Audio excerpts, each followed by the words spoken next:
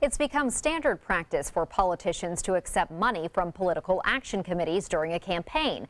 Even local races here on the Sun Coast are swung by the influx of dark money.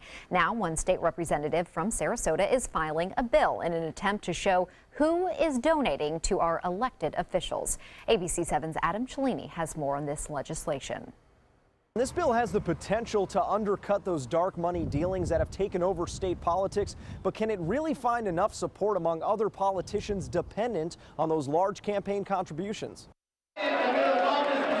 In his first ever session, State Representative Joe Gruters is filing a bill that could shake up Tallahassee. Right now, the system is broken. I think we have a corrupt system here. I think that people could use the system and manipulate it in a way to where you can hide who is contributing to who. In the final weeks of the Republican primary, Gruters says he was targeted with $100,000 in attack mailers, financed by untraceable dark money laundered through Political Action Committee or PAC funds. Everybody builds off personal experiences, and nobody likes to get ripped from people that you don't even know about. Gruters' bill would eliminate the transfer of money from one PAC to another, thus revealing the source of that money. What it does is it really puts the clamps on the laundering of money. Political science professor and recent state Senate candidate Frank Alcock calls it a shell game. A large chunk of money is given to one PAC for, say, an attack ad. Then it's moved from PAC to PAC, some with millions of dollars or hundreds of contributors, before it's finally used to purchase those ads. Tracing that is darn near impossible. Patricia Gardner has tried. She manages a PAC on behalf of the Sarasota Classified Teachers Association. It's really a pain to do a PAC. That's why you're seeing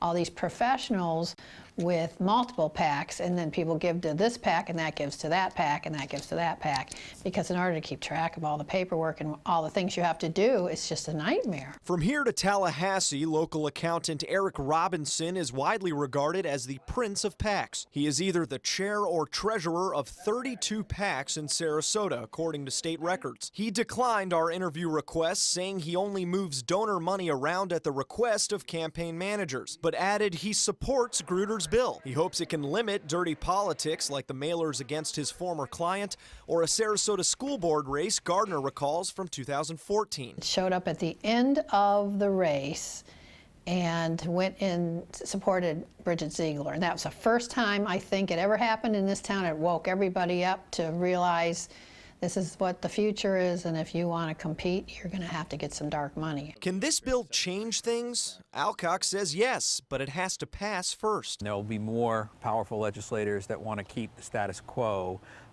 than would support this reform. That's speculative. But I do think it'll have a hard time passing. If it does, it could also become the subject of some constitutional scrutiny. The Supreme Court in Citizens United and in some other major cases has really called into question any sort of law that limits expenditures, and they've interpreted that to be a constraint on freedom of speech. Gruters says whatever happens on the floor will not keep him from pursuing other bills like this during his next 8 years in office. Joe Gruters is certainly one of the most qualified people to propose such a bill here in town. He's provided campaign finance reporting services for nearly a decade. In Sarasota, Adam Cellini, ABC 7, your Suncoast News.